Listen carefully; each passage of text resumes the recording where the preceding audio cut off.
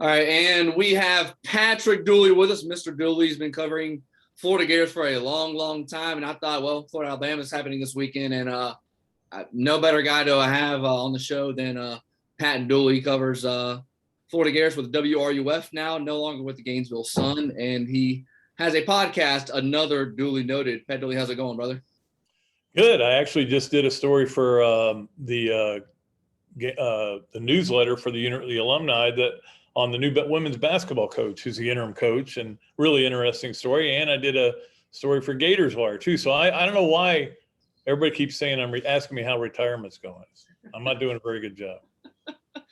You mean you're working while you're still collecting the check though, so you're not. Yeah, well, I'm doing things I really like doing. I'm writing stories. I get to kind of decide what I'm writing, and they're pretty good about that.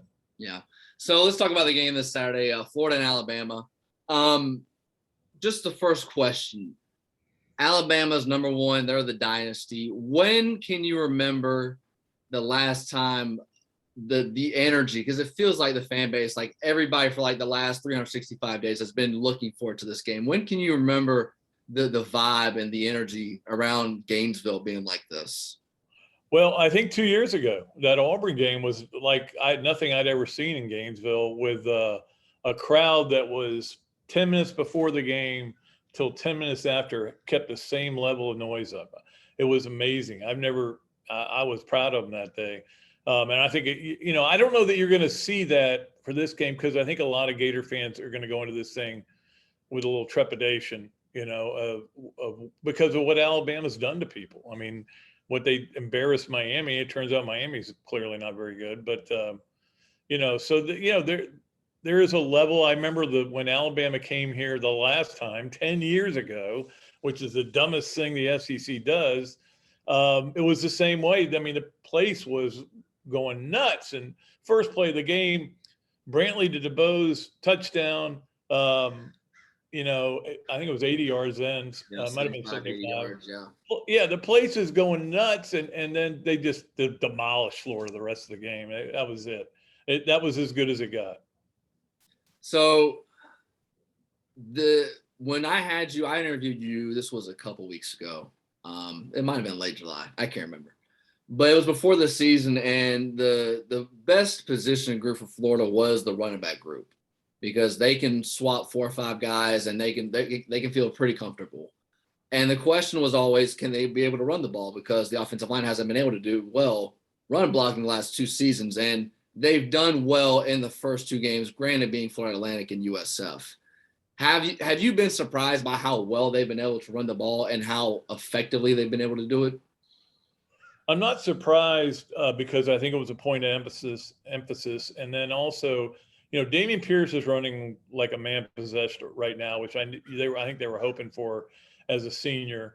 And then when you add on the quarterback rushing numbers, that's where the numbers get really inflated, and in a good way. I mean, it's not like you don't have a plan for quarterbacks to run. I mean, I know that Anthony Richardson a couple of times has improvised and maybe not done the things he was supposed to do and ends up with a great run. Dan Mullen talked about that yesterday. But they end up with, he ends up at 160 and crazy numbers like that. Last year, for this team to get 160 rushing yards, I mean, it almost didn't happen. So they've made a commitment to the run, and they've done well in the games. You're going to do well. And will they do as well in this game? Probably not, but you would hope that at least they understand what it takes. But you're going to be blocking guys that are a little bit bigger and stronger.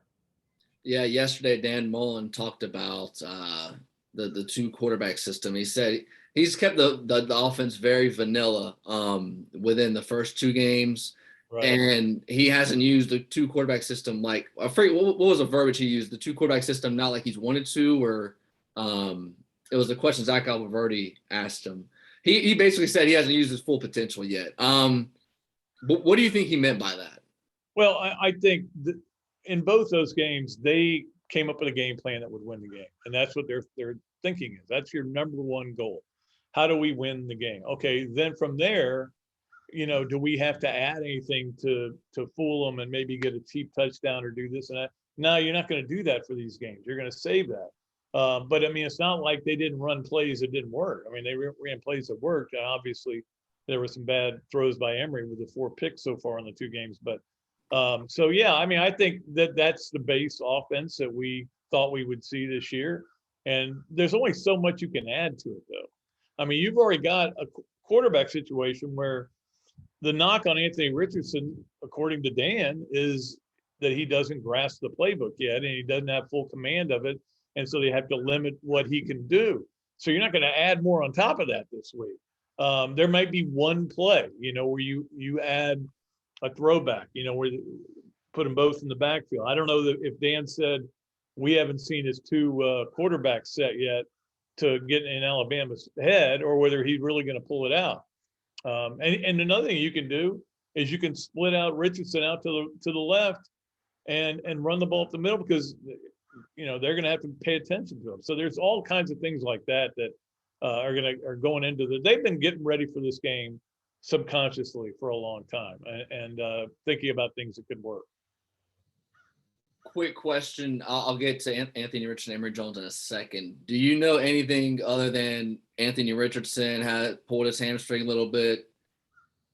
Yeah, no, I mean, pulled hamstrings can be a big problem because they're easily pulled again. Even if you do all that treatment on them, it's almost like a sensitive area. And I know people that have had that problem. So I don't know. And the other thing I question is all these people that want him to start, I don't even know how much he's going to be able to practice this week, and so a guy who already doesn't know the whole playbook, and that's fine. You're only a redshirt freshman. And then now you're going to not be able to practice. I mean, I don't know how effective he'll be in this game. I think if Gator fans, but I will say this, and I've said this before, I don't think Florida can beat Alabama without both quarterbacks. And I think they need both quarterbacks, and they both better play at a very high level.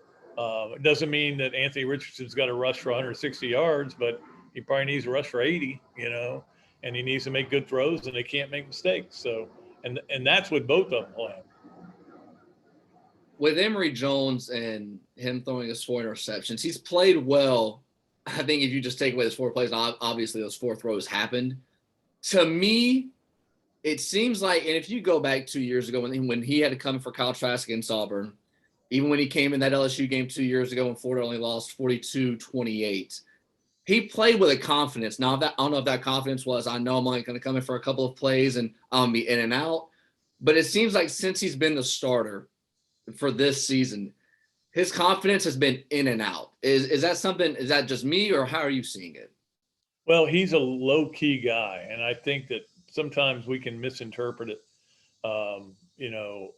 Lack of confidence would just be that's your personality. He's not an in-your-face kind of guy, but I think he's obviously the mistakes he's made were bad mistakes, and you can't have those in big games, whether it's Alabama or Tennessee or Kentucky or anybody else. You can get away with it in those games, but obviously. I think when they script those first couple of series, he really seems to be on. And then as you kind of get away from that, and I don't know if that's why he struggles a little bit, but I was going to ask Dan that question. I never even got a chance to ask that question the other day about that. But we'll see how he. Maybe all this has been a learning experience, but it is different to be the starter than it is to have to come into a game like he did against Auburn. He's thinking, oh, I guess it's me. I thought Kyle was done. And so he did fine. He didn't do anything special. They got a couple field goals, but he did fine. But now when you're the starter and it's like you're the guy, and you also know at any moment you can be pulled out of the game. And so, there's a lot going through his mind, I'm sure. Moving more to the defensive side of the ball for Florida against this Alabama game comes Saturday. I think Carter, who's played exceptionally well so far, and Jeremiah Moon have to play an exceptional game in order for Florida to compete and have it a game in the single digits in the second half. Because if you let Bryce Jones do whatever he wants to do, you can just forget about it. It don't matter how many points that Florida scores on offense. Florida defensively, what do they have to do to succeed in this Alabama game Saturday? Well, we knew that the secondary was going to be a big question, and it so far has been. They've gotten lucky sometimes, guys dropping balls, guys missing open throws. So, I just, they haven't shown me anything that, like, the offensive line showed me what I was hoping they would show, but the defensive secondary has not been able to do that. I think Avery Helm is playing like we thought he might, because he wouldn't be starting there, and um, he's very young to the program, and they got a lot of young guys back there. And that's where, when we think about the Florida-Alabama game, we think about Alabama's bigger and stronger, right?